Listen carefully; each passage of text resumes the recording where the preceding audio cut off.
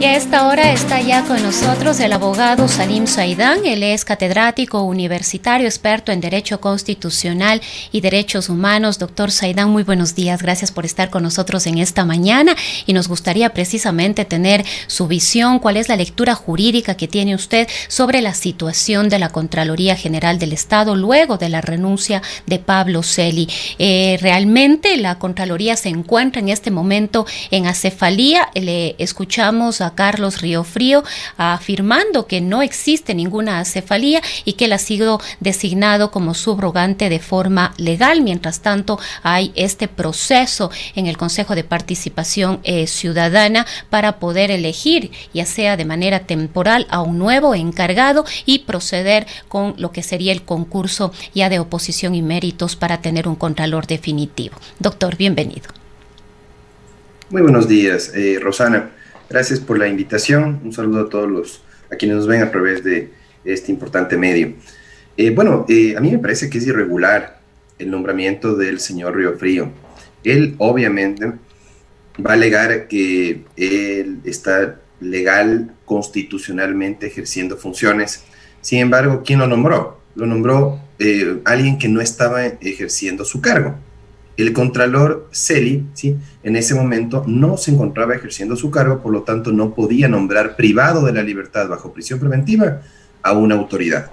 Entonces, ¿a quién le correspondía nombrar?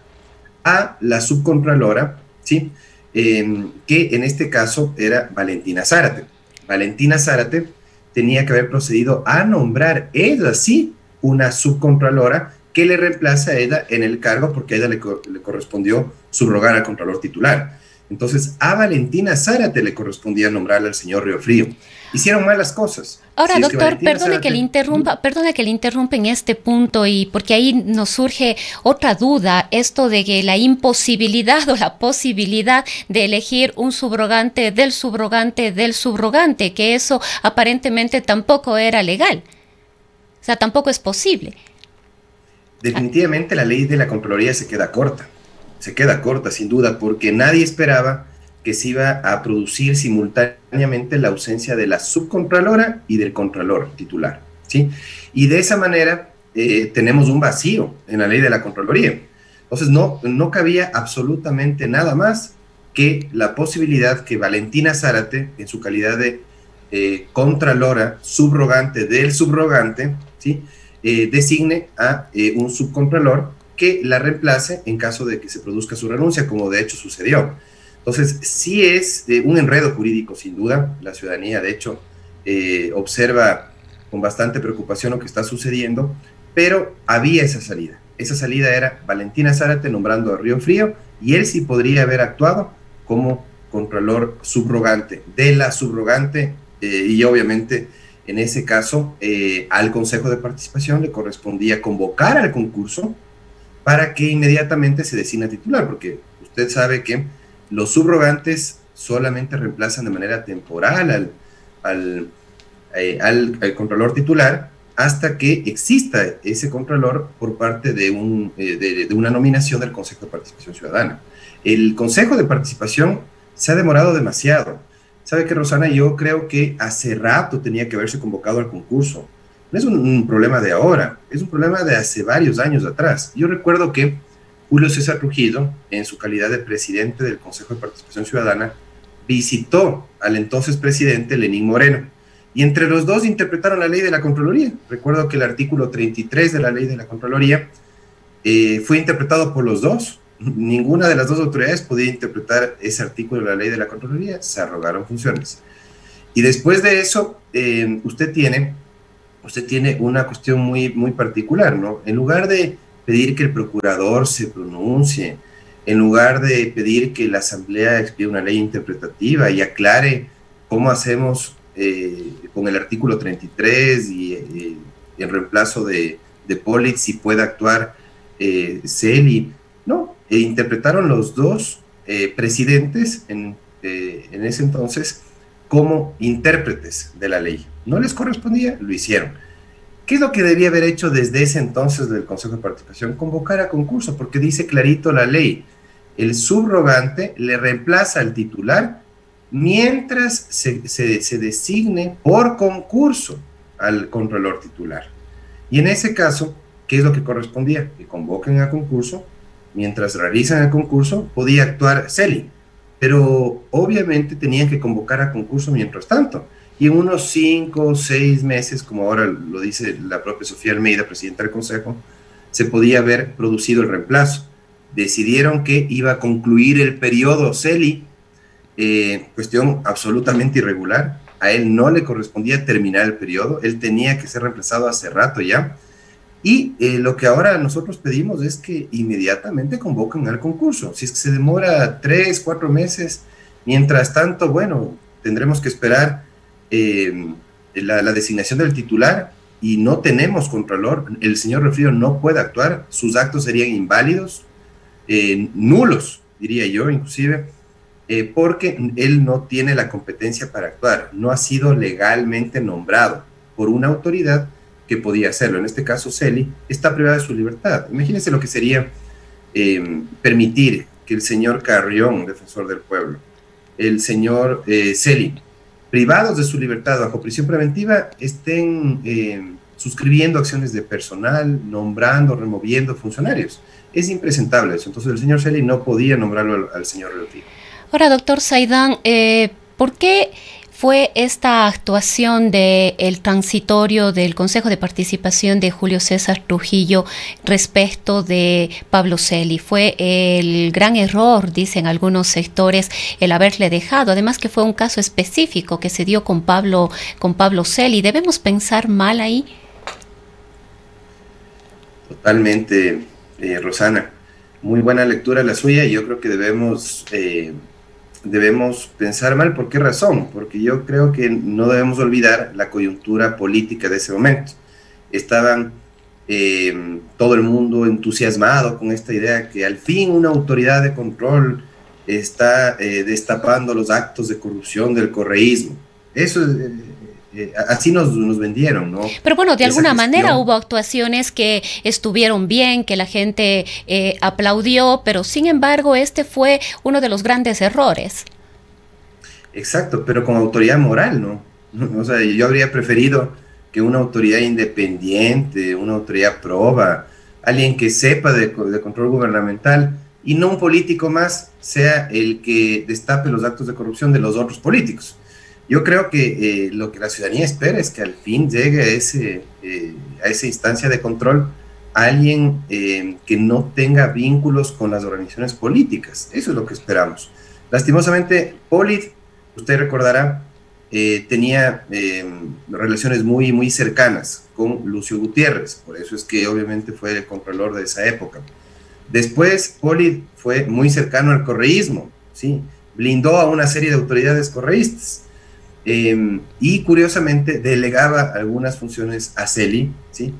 Y yo no sé qué les hizo confiar en que alguien que obviamente actuó muy de cerca con Polit pueda combatir la corrupción que él mismo permitió, pues, en su momento. En la época del correísmo, él, claro, se lava las manos y dice, no, yo no tuve nada que ver, fue la máxima autoridad del señor Polit. No, pues él fue parte de su círculo cercano. Entonces, desde ahí se cometió el error. Se confió en este señor, y este señor comenzó a investigar el caso Singh, usted recordará, Rosana, algunos otros casos, y como parte de las investigaciones, ellos establecieron indicios de responsabilidad penal que fueron remitidos a la Fiscalía. La Fiscalía acusó, y finalmente se determinó la responsabilidad penal de los correístas, de algunos correístas, por algunos episodios de corrupción. Sin duda, como usted dice, muy bien que se haya actuado desde la Contraloría, desde la Fiscalía, desde la Justicia Penal, pero mire después lo que se descubrió. El caso de las Torres es un caso muy preocupante, mire que hace rato en Estados Unidos el sobrino del señor Celi ya estaba siendo investigado, aceptó su responsabilidad, y sin embargo acá la Fiscalía no habría investigación alguna contra Celi. Entonces a mí me llamaba la atención que mientras avanzaba el caso, y el sobrino del Contralor decían que obviamente no iba a actuar así nomás, sin la anuencia de su tío, resulta que aquí se enteran después de un año o un poco más de que él también está involucrado. Entonces A mí me pareció o ingenuidad, ¿sí? O lentitud al actuar. Pero sin duda el señor Seri hace rato que tenía que responder ante la justicia y hace rato que ya no tenía que estar en el cargo. Ahora, doctor Saidán, nos preguntamos si el señor Riofrío no puede actuar y cualquier acto que él haga dentro de la Contraloría podría ser nulo luego. ¿Qué va a pasar con la Contraloría hasta que se llame a un concurso para tener ya el Contralor titular? ¿Realmente está en acefalía? ¿Puede quedarse una entidad como la Contraloría sin alguien al frente por 2, 3, 4, 6 meses? Probablemente un concurso que podría incluso alargarse más. La presidenta del Consejo de Participación ha hablado de 4 o 6 meses. Yo no entiendo por qué. Se podrían acortar los plazos sin ningún problema. Yo diría que en unos 2, 3 meses se podría tener contralor titular, legal, constitucionalmente nombrado. Mientras tanto, nadie puede actuar. Eso sí hay que decirlo, porque en el orden de sucesión ya no tenemos subcontralor. No tenemos subcontralora que haya reemplazado a Valentina Zárate después de su renuncia. Entonces, yo creo que frente a esa ausencia de estas dos autoridades, Contralor titular y Subcontralora, definitivamente lo que corresponde es esperar al desenlace del concurso, porque nadie puede ocupar ese cargo por ahora. Está en acefalía la Contraloría. Lo que sí hemos planteado algunos constitucionalistas, aunque resulte complejo, es que se expida en la Contraloría alguna resolución para detener los plazos, los términos que están corriendo, porque resultaría que estarían beneficiándose algunas autoridades que están siendo investigadas a través de exámenes especiales, a las cuales se les podría imponer glosas en poco tiempo, pero lastimosamente, como siguen corriendo los plazos, los términos, ellos resultarían beneficiados, ¿no? Porque podría caducar la potestad de control o la potestad sancionadora, perdón, de la Contraloría. Entonces, creo que sí es importante atender a eso, porque mientras todo esto pasa, se están frotando las manos los corruptos que están siendo investigados por la Contraloría, porque saben que al no existir autoridad, puede ser que al poco tiempo se declare ya caducada la potestad de la Contraloría y resulten beneficiados de ellos. Entonces, ojalá que ese tema urgente, prioritario, se atienda en la Contraloría, que se vea la manera de expedir esa resolución y el Consejo convoque ya. Yo no entiendo por qué no convoca. Si ellos dicen que se demora, que están esperando una partida presupuestaria, es hora de que convoquen ya el concurso y pidan los recursos, economicen de todo lo que supone los gastos del concurso, para que no se presente como excusa lo que pasa es que no me han asignado los recursos, lo que pasa es que demora mucho tiempo. No, a ver, se produjo la renuncia, ya no tienen más excusa, convoquen al concurso y economicen costos. Yo no entiendo por qué razón no pueden hacer un concurso rápido. Digamos que es un tema de voluntad política únicamente, de toma de decisiones. O sea, ya no hay ninguna otra limitación ahí. Voluntad política, lo que hace falta es voluntad política en los consejeros. Convoquen al concurso y mientras les asignan los recursos, ¿sí?, adelanten ya con el registro de postulantes, obviamente quien se crea con la experiencia, que tenga formación, experiencia en el control gubernamental, pueda presentar su carpeta, se puedan examinar los méritos, se pueda convocar a una audiencia para que demuestren también sus capacidades los postulantes, en oposición se designan mejor, y en unos 3, 4 meses podremos tener un contralor titular.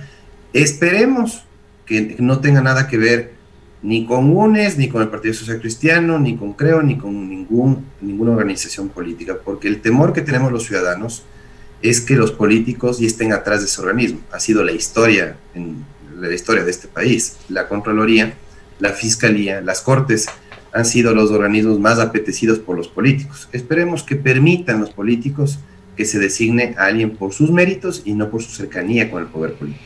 Y ahora, doctor Saidán, todo esto nos ha llevado también a repensar o a retomar el tema de la existencia o no del Consejo de Participación Ciudadana. Ya hubo un proceso que se inició antes de las elecciones, sin embargo, Guillermo Lasso se ha pronunciado también en el sentido de en algún momento convocar a una consulta popular precisamente para decidir sobre este organismo.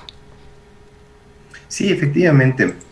Eh, Hay una discusión con respecto a si mantenemos al Consejo dentro de la institucionalidad o prescindimos de él. Yo creo que hemos perdido mucho tiempo en esa discusión y le digo por una razón, Rosana. Al margen del lugar donde esté o en manos de quien esté la potestad nominadora de autoridades de control y de justicia, vamos a continuar con los mismos problemas de interferencia de los políticos en los concursos si es que no nos fijamos mejor en lo medular, cómo realizamos concursos más transparentes. Puede volver a la Asamblea Nacional la potestad nominadora. Aquí yo creo que las cosas no van a cambiar. Va a pasar lo mismo que pasa en el Consejo. Yo creo que es hasta más difícil que entre 137 asambleístas se pongan de acuerdo para designar autoridades antes que entre 7. La legitimidad de origen está, porque obviamente los consejeros también son electos con el voto popular. Así que yo creo que lo principal es preguntarnos cómo garantizamos concursos más transparentes antes de qué órgano es el que nombra a las autoridades. Entonces, a mí me parece que el presidente Lasso ha comenzado muy bien su gestión, sin duda, ha comenzado muy bien su gestión, que no desperdicie su tiempo en estas discusiones inútiles de si mantenemos o no al Consejo de Participación, cuando tenemos problemas mucho más complejos en el país. Por ejemplo, a mí me gustaría que el Consejo de Participación Ciudadana trabaje más en la rendición de cuentas. Nadie le presta atención a esa competencia que ellos tienen. Eso es lo más importante para detectar oportunamente los actos de corrupción. Se necesita que ellos presenten ante la ciudadanía los resultados de su gestión y si es que la ciudadanía organizada ve algo irregular, inmediatamente pueda poner en alerta a las autoridades de justicia, de control, para que puedan investigar, qué sé yo, alcaldes, prefectos, que usted ha visto han estado inmersos en actos de corrupción. Entonces yo creo que el Consejo de Participación no debe ser visto solamente como el órgano que designa autoridades. Tiene que ser visto como un órgano que puede servir para hacer efectiva la rendición de cuentas. Es una de sus competencias, ¿no? Ahora, doctor Saidán, avanzando en otros casos también que han estado en la palestra pública en estos días, el del defensor del pueblo, al cual usted ya se refirió hace un instante y calificó efectivamente como impresentable que desde la cárcel sigan estando al frente de las instituciones, sigan despachando. Sin embargo, las posibilidades de elegir o de designar dentro de este organismo no son iguales a lo que está ocurriendo en la Contraloría. La situación de la Defensoría también es grave, ¿no? Fue terrible ver que el señor Carrión, mientras estaba cumpliendo su prisión preventiva en la cárcel 4, esté suscribiendo acciones de personal removiendo funcionarios, autoridades que le resultaban incómodas y que ya no le eran leales. Obviamente, pues las autoridades de la Defensoría del Pueblo estaban preocupadas por la institución. Entre otras cosas, ellos ¿qué tenían que presentar? Tenían que presentar un proyecto de ley sobre el caso del aborto por violación. Imagínense que todo eso esté detenido, que se haya hecho al apuro, se lo hizo al apuro por parte de las autoridades que quedaban en funciones. Entonces, fue una irresponsabilidad del defensor del pueblo, ¿sí? Pretender aferrarse al cargo, ¿sí? Después de haber perdido toda legitimidad, ¿no? Yo no me quiero pronunciar, por ejemplo, sobre un caso súper delicado como es el abuso sexual. No me quiero pronunciar ni a favor ni en contra del señor. Parece que es algo muy delicado que hay que dejarle a la justicia penal. Pero sin duda lo que vio la ciudadanía es un tipo ebrio, a una autoridad ebria, ¿sí? Mientras se tenía que cumplir un toque de queda en el país. Entonces, el solo incumplir un toque de queda por parte de una autoridad ya hace impresentable y le resta legitimidad a su gestión. Entonces, doctor Saidán, digamos, la fuerza del defensor o la defensora del pueblo en este caso es precisamente su moral, su ética. Eso es lo que le da la condición de ser defensor del pueblo. Totalmente de acuerdo. Él, en su condición de defensor de los derechos de la naturaleza, defensor de los derechos de los habitantes del territorio ecuatoriano, tenía que obrar con el ejemplo, ¿no? La ética pública es fundamental. Para exigir ética a los ciudadanos, primero nosotros como autoridades debemos tenerla. Entonces fue impresentable que el señor Carrión, ¿sí? beba en un horario en el que estaba restringida la circulación, ¿sí? Y atienda asuntos, porque claro, la excusa es que el señor Carrión estaba recibiendo al señor Falconi porque tenían que tratar asuntos profesionales, y no le podía recibir en el despacho, ¿acaso, al señor Falconi? ¿No le podía recibir en horarios de oficina, acaso? A la medianoche se atienden asuntos de la oficina, por favor. Entonces, esas excusas que se han presentado desde el círculo cercano de Carrión son impresentables. Él también hace rato tenía que haber renunciado. Estamos en una crisis de institucionalidad, justamente por la falta de ética de las autoridades. Tenemos, mire, el alcalde de Quito, aferrado a su cargo. Y ese era justamente el otro tema sobre el cual yo le quería consultar. Estas medidas cautelares detuvieron precisamente la designación ya de guarderas, o de que Guarderas asuma ya la alcaldía, pero la Fiscalía ha intervenido. Conocemos, me parece que se informó el día de ayer sobre esta intervención a los jueces que otorgaron estas medidas por parte de la Fiscalía. Bueno, la presidenta del Consejo de la Judicatura, María del Carmen Maldonado, anunció que se dictó medida preventiva de suspensión con respecto a 6 funcionarios judiciales. Actuó oportunamente, tengo que decirlo, el Consejo de la Judicatura, muy bien por el Consejo. Y luego de eso tiene usted que la Fiscalía ha ganado ya los despachos, domicilios de los jueces involucrados. A mí también me llamó muchísimo la atención que esta solicitud de medidas cautelares de la defensa de Yunda se ingrese como un caso de violencia, cuando tenía que ingresarse como un caso de garantías. Y después, a las 3 horas, se conceden las medidas cautelares. Nosotros tenemos que esperar a veces 3 semanas, a veces meses, para que nos contesten las solicitudes de medidas cautelares. Y resulta que al señor Yunda le contestan a las 3 horas, le conceden las medidas cautelares. Está suspendida la ejecución de la resolución de la alcaldía, nos gusta o no, eso sí, hay que decirlo lastimosamente. Yo creo que fue una barbaridad que este juez haya concedido las medidas cautelares, pero creo que el señor Guarderas ha obrado bien en el sentido de ser prudente, esperar para que no exista después excusas, digamos, para decir que los actos del alcalde subrogante no son válidos. Entonces hace bien en esperar y hace bien en recurrir a la justicia penal para que se investigue un sorteo que al parecer habría presentado irregularidades. Tendremos que esperar también qué es lo que dice el Consejo de la Judicatura. Recién ha iniciado la investigación, pero obviamente llama la atención a todos los abogados, al menos constitucionalistas, que se haya concedido tan rápido una medida cautelar y de manera tan absurda, ¿no? Porque no cabía esa medida cautelar. Pero claro, las decisiones de los jueces hay que cumplirlas, lastimosamente así estén equivocadas, como en este caso, y creo que se detiene por un momento también la posesión del señor Guarderas, la subrogación del señor Guarderas como alcalde de Quito. Mientras tanto, el señor Yunda da señales de desesperación, de aferrarse a su cargo. Él no quiere irse, ni siquiera, definitivamente. No quiere irse.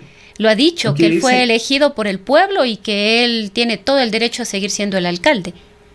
Sí, pero este señor tiene que entender que en el COTAD existe la figura de la remoción, y si es que equivocada o no, de manera equivocada o no, el Consejo ya lo removió y esa decisión se ratificó en el Tribunal Contencioso Electoral, él tiene que cumplir su palabra. Él mismo dijo, yo no tengo ningún problema en retomar mis negocios, mis medios de comunicación.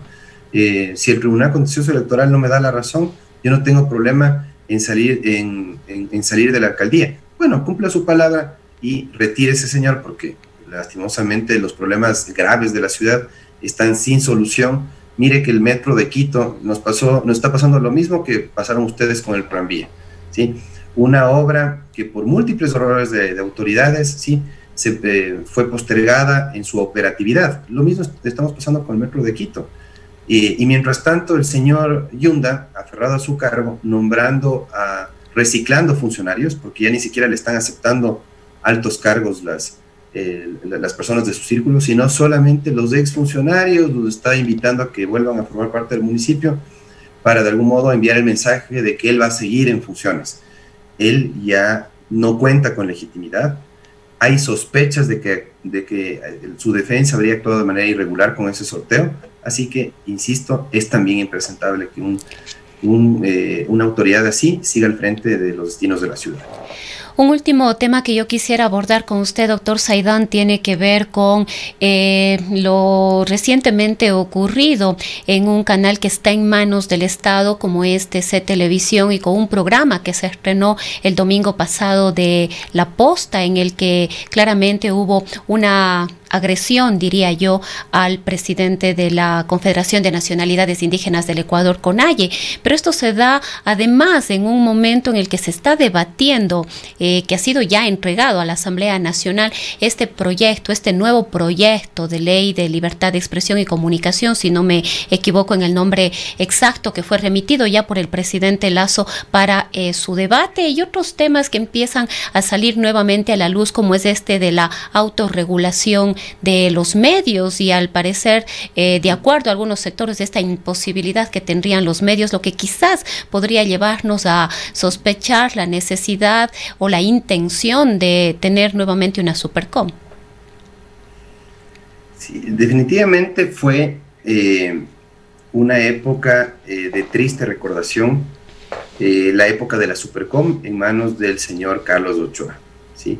El señor Ochoa persiguiendo a los medios de comunicación que básicamente de algún modo expresaban discrepancias con la gestión del gobierno de turno, fue un precedente muy preocupante en la historia democrática del país, ¿sí? Se acataron voces críticas, hubo censura, autocensura, provocada justamente por el temor a ser sancionados, a ser multados, por temor a quebrar medios de comunicación, por acumular tantas multas. Algunas, obviamente, con razón, y otras definitivamente simplemente por el ánimo de persecución.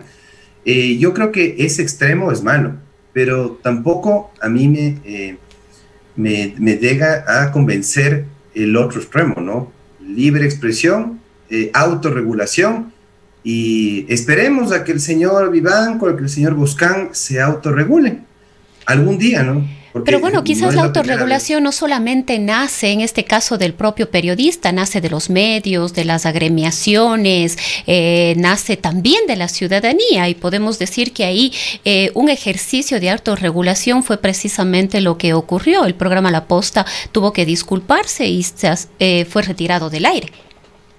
Sí. Quizás no debió haber ocurrido, ¿no? La autorregulación quizás debió haberse dado antes. Esto no debió llegar a suceder a través de un medio que, como decía hace un momento, quizás es mucho más grave al estar en manos del Estado ecuatoriano. Sí, es que efectivamente ese es el problema, ¿no? Que en este caso tuvimos que llegar a una agresión racista grotesca para que ellos se vean obligados, forzados a separarse del programa de TC Televisión. Ellos han dicho que ellos no se van a someter a los códigos del canal porque ellos tienen otro tipo de estilo irreverente. A ver, eso no es ningún estilo irreverente. Esa es una forma de hacer periodismo que avergüenza al propio gremio. Los propios periodistas han mostrado su indignación por lo que ha hecho La Posta. A mí ese estilo de periodismo no me causa gracia.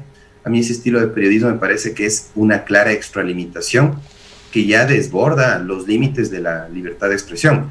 La libertad de expresión obviamente tiene que asegurar el libre flujo de ideas, de opiniones, de información, pero con un claro límite: la honra de los demás, la reputación de los demás. Por ejemplo, usted tiene en el artículo 13.5 de la Convención Americana sobre Derechos Humanos un claro límite. Dice, no se puede hacer apología, no se puede hacer incitación al odio, a la violencia, no se puede avalar mensajes racistas.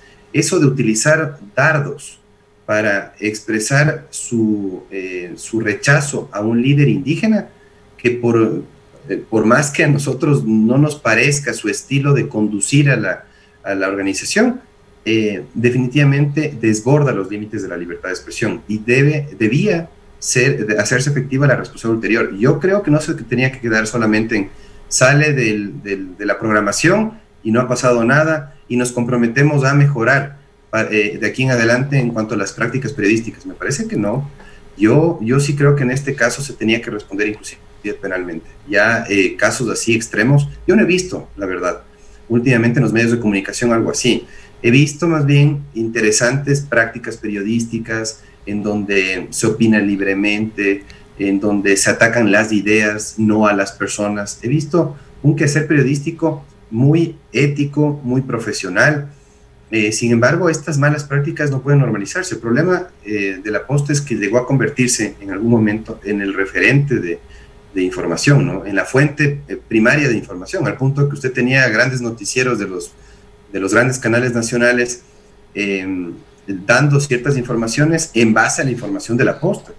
No, eso yo creo que tiene que llamar la atención también de los medios tradicionales, en el sentido de no tener como principal fuente a un medio que hace mofa con el machismo, con el racismo. Usted recordará lo que pasó con Marcela Guiñaga también, ¿no?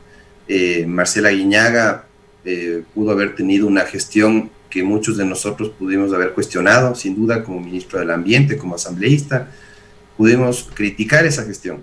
Sin embargo, ya comentarios machistas que ofenden a la mujer, no solamente a Marcela Guiñaga, se dieron en este espacio. Entonces no es la primera vez. Ahora, ¿qué efectos cree usted, abogado Saidán, que va a tener lo ocurrido respecto de La Posta en el debate ya respecto de la ley? Sí, yo creo que no va a tener un efecto un efecto mayor, porque veo yo que se ha hablado mucho de la autorregulación, que tenemos que permitir que se produzca la autorregulación y los códigos de ética de los canales, de las radios, de la prensa escrita, se cumplan, ¿sí? Pero yo creo que ha sido una manera muy laxa, digamos, de abordar la problemática. Yo creo que hay que preguntarles también a los ciudadanos qué es lo que quieren. Mire que en la libertad de expresión no solamente están involucrados periodistas, comunicadores, también están involucrados los ciudadanos. Y los ciudadanos son los que también tienen que participar en esta socialización de la ley de libertad de expresión.